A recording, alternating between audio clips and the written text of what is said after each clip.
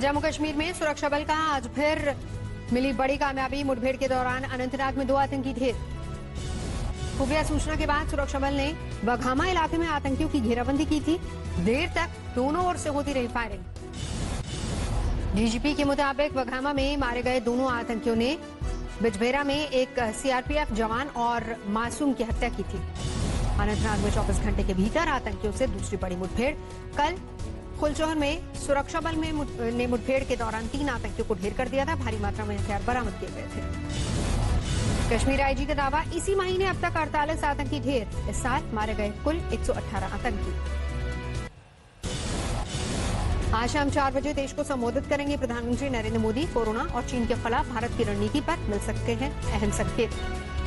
Unlock 2 के लिए नई गाइडलाइंस जारी। 21 जुलाई तक बंद रहेंगे स्कूल, कॉलेज, सिनेमा, मेट्रो और अंतर्राष्ट्रीय उड़ानों पर पाबंदी।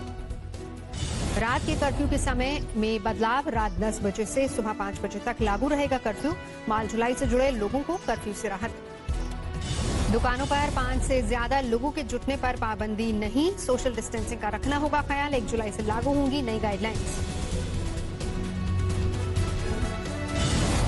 कोरोना वैक्सीन तैयार करने की दिशा में बड़ा कदम। भारत बायोटेक को मिली ह्यूमन ट्रायल्स की इजाजत। 2 चरणों में होगा ट्रायल। चीन के साथ तनाव के बीच केंद्र सरकार का बड़ा फैसला। 59 चाइनीज ऐप्स पर देश भर में पाबंदी। टिकटॉक, लाइकी, बीगो जैसे पॉपुलर चाइनीज ऐप पर लगाई गई पाबंदी। सरकार ने इंफॉर्मेशन टेक्नोलॉजी एक्ट के सेक्शन 59A के तहत चीनी ऐप्स को किया ban. CamScanner, UC browser, BeautyPlus जैसे चाइनीज ऐप भी बैन। शेरेट, क्लीन मास्टर भी भारत में नहीं चलेंगे। बैन किए गए सभी 59 ऐप पर प्रिवेसी नियम के उल्लंघन के आरोप। कई बार उठ चुका है विवाद। चाइनीज ऐप पर डेटा डाइवर्ट करने का भी आरोप। यूजर्स का डेटा चीन के सर्वर में जमा करने को लेकर आए थे निशाने पर। जून में तीसरी बार होगी कोर कमांडर स्तर की बातचीत। भारतीय हिस्से के चुशूल में हो सकती है मीटिंग। एलएसी पर तनाव कम करने के लिए आज फिर होगी कोर कमांडरों की बैठक। भारतीय दल का नेतृत्व करेंगे लेफ्टिनेंट जनरल हरिंदर सिंह। केंद्रीय मंत्री वीके सिंह ने बताई गलवान में हिंसक झड़प की पूरी कहानी। कहा, चीनी टेंट में आग लगने के बाद चीनी सैनिकों ने किया हमला।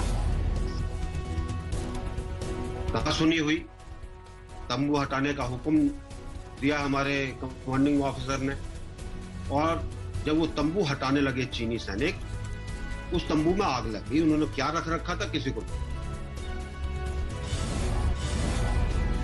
15 जून को चीनी सैनिकों की पोजीशन देखने गए थे भारतीय जवान। तय होने के बावजूद चीनी जवानों ने तब तक नहीं हटाए थे टेंट। भारत की इजाजत से चीन ने लगाया था तंबू। भारतीय फौज के पीछे हटने पर नजर रखने की दी थी दलील। चीनी सैनिकों के हमले के बाद भारतीय टीम ने और बुलाए जवान।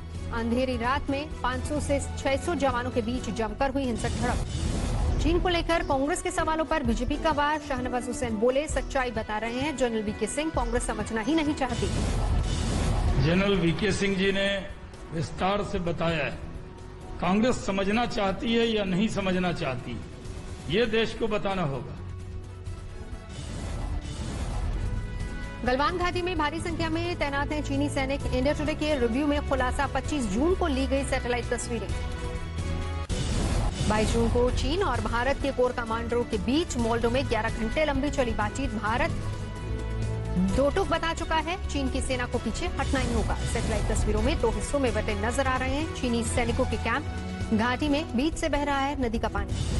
सैटेलाइट तस्वीरों से नया खुलासा। गलवान नदी में पानी बढ़ने से चीनी सेना की बनाई सड़क बही। 3 हिस्सों में बटा चीनी सेना का कैंप। भारत चीन विवाद पर केंद्र को मिला मायावती का साथ। बोली, आपसी लड़ाई में दब रहे हैं देश हित के मुद्दे। चीन से तनातनी के बीच देश को मिली बड़ी खुशखबरी। 27 जुलाई तक अंबाला पहुंचेगी 6 राफेल विमानों की पहली खेप।